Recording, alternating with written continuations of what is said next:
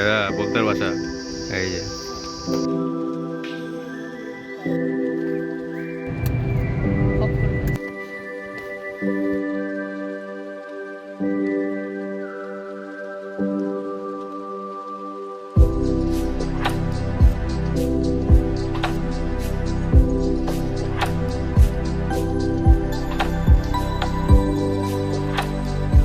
ঘড়ির কাঁটায় এখন ঠিক 6:25, ডেট 24শে মে। আমরা প্রায় রেডি গাড়ি নিয়ে বেরোনোর জন্য আমাদের প্রথম লং ড্রাইভ। আজকে প্রায় গাড়ির 2 মাস হলো ডেলিভারি নিয়েছি এবং ফার্স্ট সার্ভিস প্রায় ডিউ হয়ে গেছে। সুতরাং একটা লং ড্রাইভ না হলে তো হচ্ছে না। কিন্তু যা কলকাতায় এখন গরম পড়েছে, এই সময় যাওয়া যায় কোথায়? কিন্তু পাহাড়ের দিকে তো এখন যাওয়া যাবে না। তো আমরা ডিসাইডই করলাম যাওয়া যাক ঝাড়গ্রাম বেলপাহাড়িতে। এটা নয় গরমটা সহ্য করেই নেব, দেখা যাক গাড়ি কেমন এসি সার্ভিসিং দেয়, এই সার্ভিসিং দেয়। তো আজকে আমরা যাব সোজা বেলপাহাড়ি। আমি আজকে গাড়ি ড্রাইভ করব না, আমি একজন ড্রাইভারকে নিয়ে নিয়েছি, কারণ এত দূরের পথ তাই আমি আর রিস্ক নিলাম না। তো তাকে নিয়ে আমরা চলেছি প্রথমে গাড়ি নিয়ে সোজা কল্যাণী রোড হয়ে। আমি আর আমার বউ মিলে রওনা দিয়েছি। তো এখন আমরা যাচ্ছি যাদবপুরের দিকে, কারণ যাদবপুর থেকে মানে আমার শ্বশুরবাড়ি থেকে আমার বড় শালি এবং তার ছেলে ছুটকুকে নিয়ে আমরা চলবো ঝাড়গ্রামের দিকে। তো কল্যাণী রোড দিয়ে আমরা বাদিকে নিয়ে নিয়েছি বিরাটির দিকে। এখন আমরা সোজা বিরাটি হয়ে যাচ্ছি, কারণ এখন ওই রাস্তা দিয়ে যদি যাই ঘোষপাড়া রোড হয়ে তাহলে বহুত ভিড়। তো আমরা ওখান দিয়ে জন্য এয়ারপোর্ট হয়ে ওদিক দিয়ে বাগুইহাটি হয়ে বেরিয়ে যাব যাদবপুরের দিকে। তো আমার শ্বশুরবাড়ি ঠিক সাউথ সিটির সামনে। তো লর্ডস মোড়ের ওখান দিয়ে ওদের পিক আপ করে এখন আমি চলেছি লেকের রাস্তা দিয়ে। তো লেকের রাস্তা দিয়ে সোজা আমরা এখান দিয়ে ঘুরে কালীঘাটের ওদিক দিয়ে ঠিক বেঁকে বিদ্যাসাগর সেতুটা নিয়ে নেব।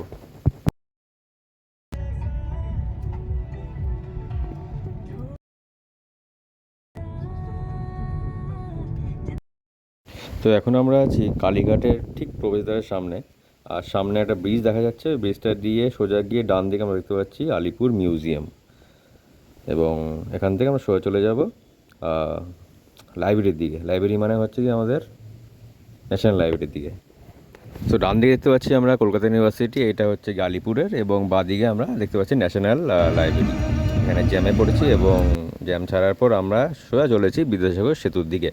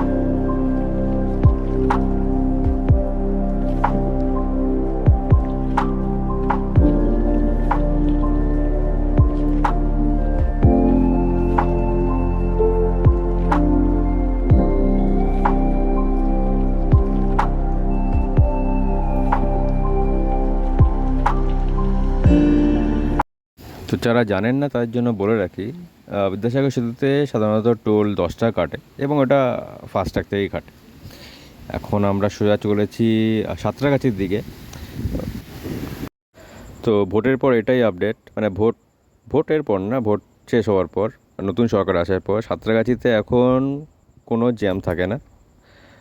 ব্রিজের ওপরে পুরো ফাঁকা, কোনো গার্ডরেল নেই। তো আজকে রোববার, আজকে আমরা বেশ ভালোভাবে স্মুথভাবে চলে গেছি।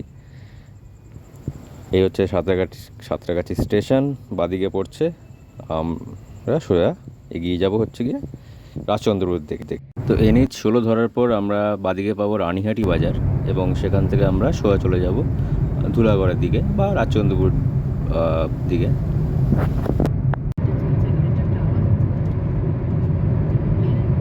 রাস্তার কন্ডিশন যদি বলতে হয় খুবই ভালো, NH 16 পুরোটাই ভালো, কোনো খানাখন্দ তো এখনও পর্যন্ত দেখতে পাইনি।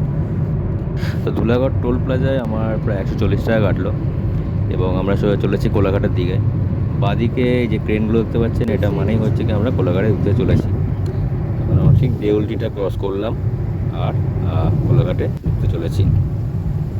বাদিকে পড়বে আমাদের রূপনারায়ণ নদী এবং ঠিক যখন নদীটা শেষ হবে আমরা কোলাঘাটে এন্টার করে গেছি।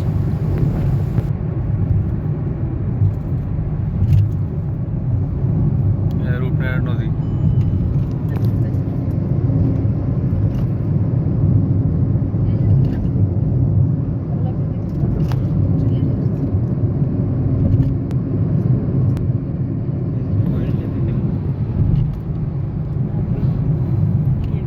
তো আমাদের টায়ার প্রেশার মাঝখানে একটু বেড়ে গেছিলো, 45-47 এরকম হয়ে গেছিলো।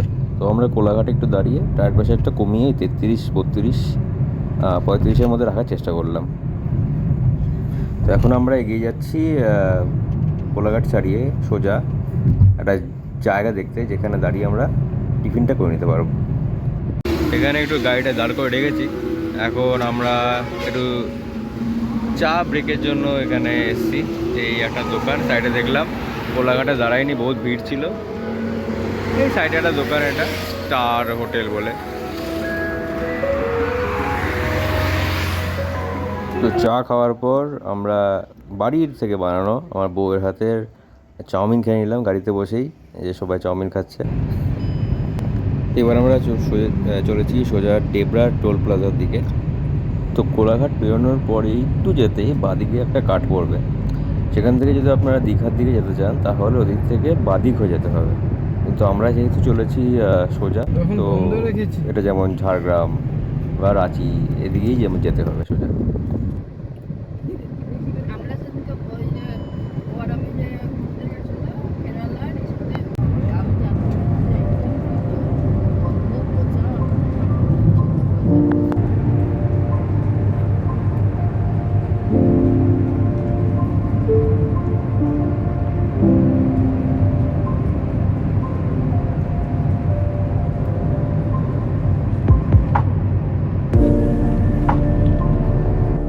আমরা এখন এসে পড়েছি সামনে, দেখতে পাচ্ছেন ডেবরা টোল প্লাজা। তো এখানে দেখা যাক কত টাকা আমাদের টোল কাটে।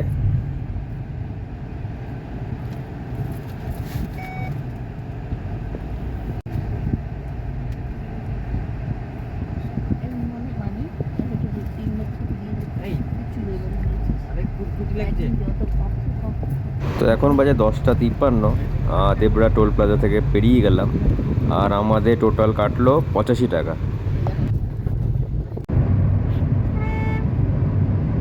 এখন আমরা চলেছি খড়গপুরের দিকে।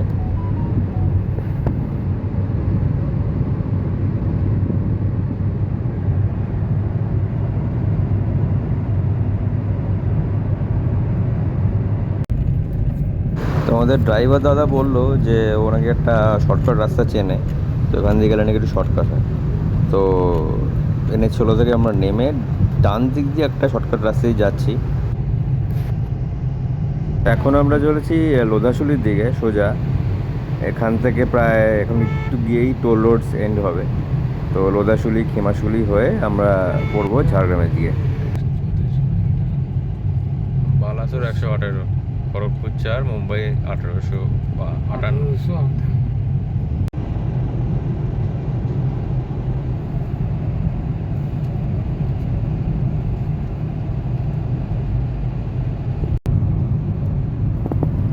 তারপর রাস্তার ওপরে তো চিল ঘুরে বেড়াচ্ছে কেন?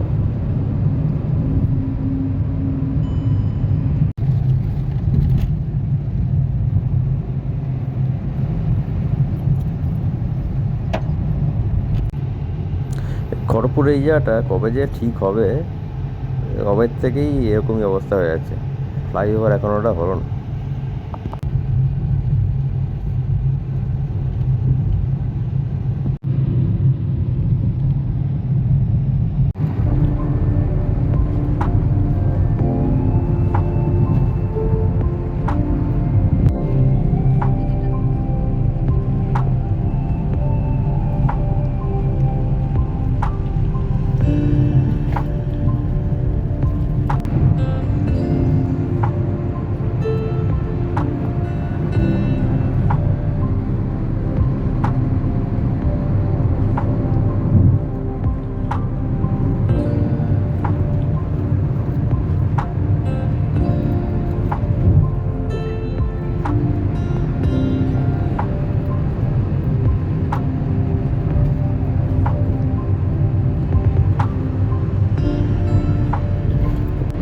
এবার আমরা ঢুকে পড়লাম লোধাঝুরির জঙ্গলে।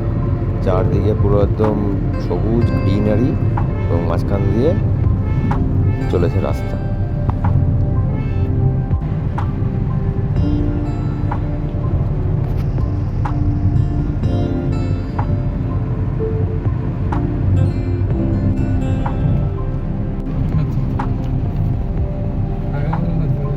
ঠিক আছে, ডান দিকে দেখতে পাচ্ছেন খেমাশুলি স্টেশন।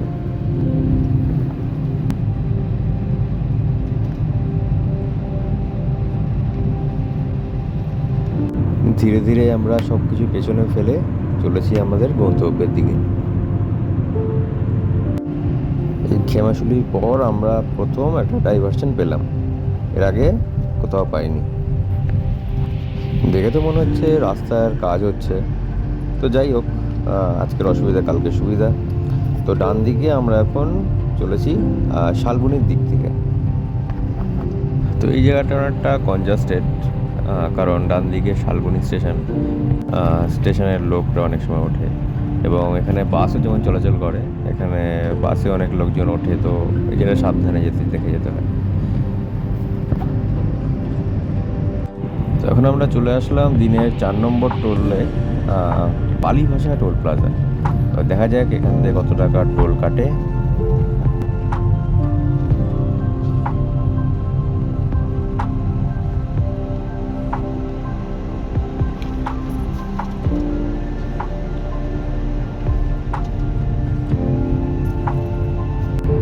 তো মোবাইলে মেসেজ ঢুকলো যে 95 টাকা টোল কেটেছে।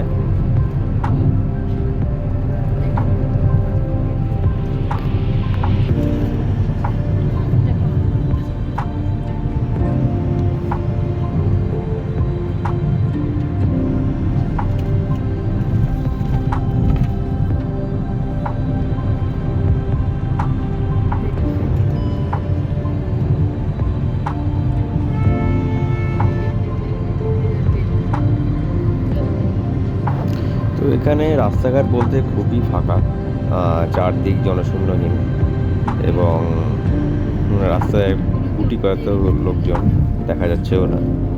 বাদিকে ডান দিকে প্রধুধু মাঠ, চলেছি সামনের দিকে।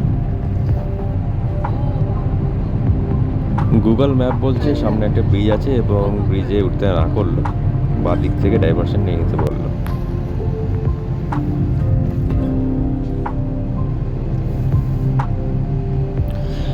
ব্রিজে উঠলাম না, ব্রিজের বাদিক থেকে আমরা নিয়ে নিলাম, কারণ এই ব্রিজেরই প্রায় একটু গিয়ে ডান দিকে ঢুকতে হবে এবং ডান দিকে গেলেই হচ্ছে ঝাড়গ্রাম।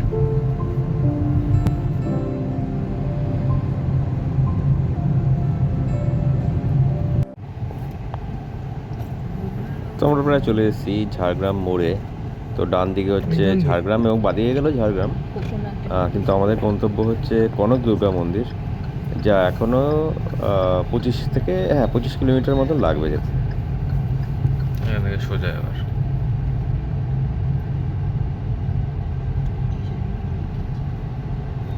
এখন ঘড়িতে বাজে ঠিক 11টা 15। আমরা ঝাড়গ্রামে ঢুকলাম এবং বাইরে তাপমাত্রা দেখাচ্ছে প্রায় 37 ডিগ্রি, কিন্তু ফিলস লাইক 51 ডিগ্রি। তো ফুল দমে এসি চলছে, এসি বন্ধ হয়নি প্রথম থেকেই। গ্রামের মাঝখান থেকেই প্রায় চলেছি সোজা। রাস্তাঘাট বেশ ভালো, কিন্তু এখানে মাঝে মাঝে ট্রাকের খুব ভিড় আছে। এখানে এখন যেখানেই তাকাচ্ছি সেখানেই সবুজ, বাদিকে মাঠ, ডান দিকে ধান ক্ষেত, আর রাস্তার চারপাশে খেজুর গাছের সমারোহ।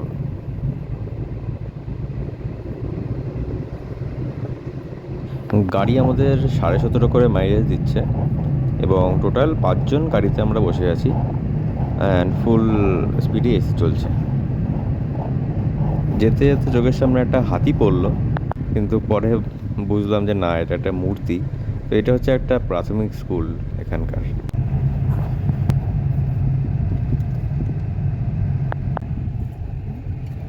হ্যাঁ, সামনে ফরেস্ট এরিয়া এবং এখানে লেখা ছিল যে এলিফ্যান্ট করিডোর। তো সুতরাং গাড়ি আসতে চালান 30 কিলোমিটারের মধ্যে, যখন তখন আপনারা হাতি দেখতে পারেন। হয়তো সেই জন্য এখানে হাতিরা তো মানে মূর্তি করা হয়েছে। এবং সামনে আমরা চলেছি হাতিমোড়ের দিকে।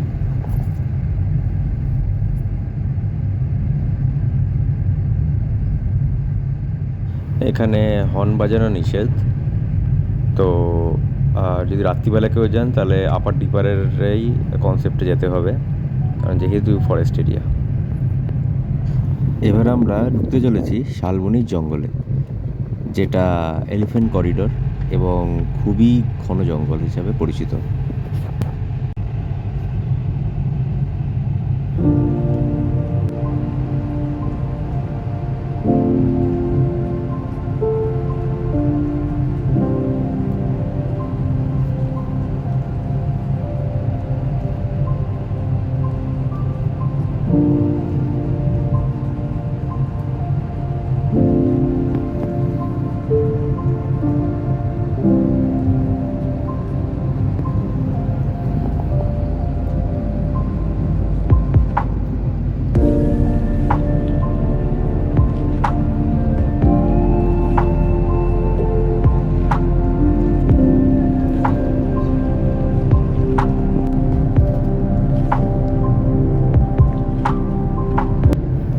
প্রথমত বলে রাখি, এই জঙ্গলটা কিন্তু যে কোনো জয়পুর জঙ্গল বা অন্যান্য জঙ্গলের মতনের সাথে কম্পেয়ার করলে আপনারা ঠিক ভুলটা করবেন। কারণ এমন শাল, মহুয়ার সমারোহ অন্যান্য কোনো জঙ্গলে দেখতে পাওয়া যায় না। এবং জঙ্গলটার সামনে এতই ঘন যে চারপাশের সৌন্দর্যটা কয়েক গুণ বাড়িয়ে দেয়।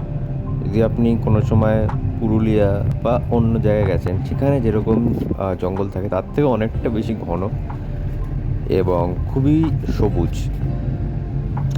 যেতে যেতে রাস্তার চারিধারে বড় বড় উইয়ের ঢিপি দেখা যায়।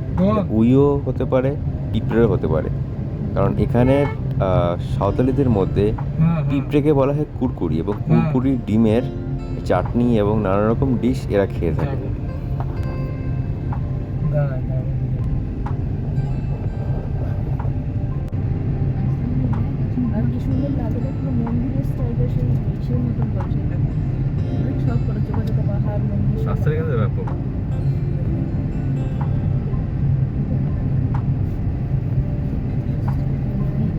এত সুন্দর রাস্তা আমি মনে হয় সেই কেরালার পরে এখানে দেখলাম।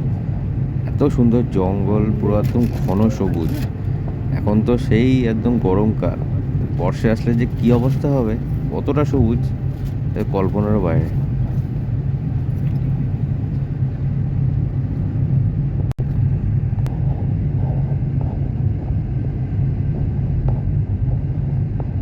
সামনে হচ্ছে কি আমাদের হাতিমোড়।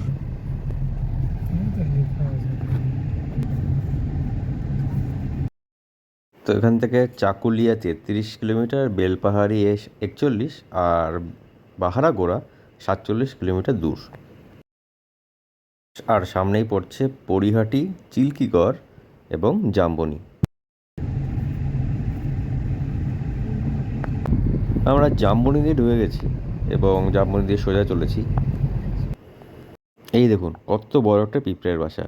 এখান থেকে এখানের লোকজন বা আদিবাসীরা পিঁপড়ের ডিমগুলো নিয়ে রান্না করে খায়।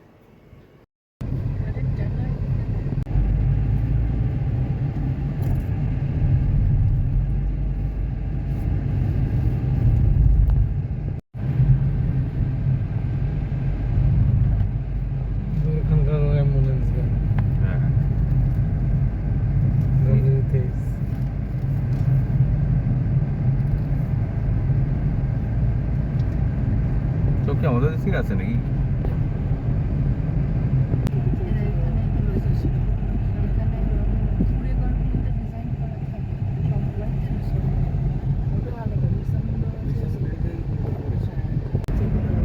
এবার আমরা প্রবেশ করলাম জাম্বনির জঙ্গলে। অতটা হয়তো ঘন নয়, কিন্তু কোনো অংশেই কম না। গ্রামটার নাম হচ্ছে বেনাগেরিয়া।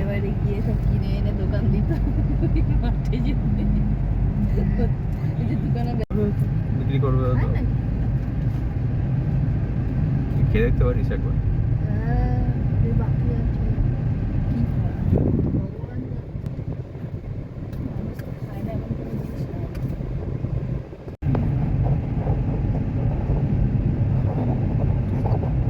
দেখুন, এটা হলো গিয়ে জামবনির এলিফ্যান্ট করিডর।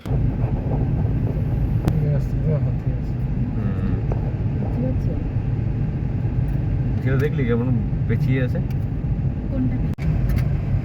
এই এবার জামবনি জঙ্গল থেকে ঠিক বেরিয়ে আমরা সোজা চলেছি কনক দুর্গা মন্দিরের ওদিকে, এবং ডান দিকেই নিয়ে নিয়েছি ঠিক কনক দুর্গা মন্দির, এবং এই হচ্ছে গিয়ে মন্দিরের দ্বার। এবং এখান থেকে আমাদের কিছুটা গাড়ি নিয়ে ঢুকতে হবে, ভেতরে পার্কিং রাখা আছে। তো আমরা চলেছি ছোট ছোট রাস্তা এর মধ্য দিয়ে, গাড়ি পার্ক করে দেখা হচ্ছে আপনাদের সাথে।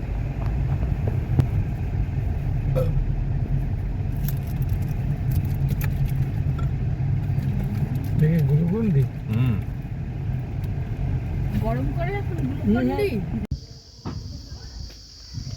এরা বলতের ভাষা। এই যে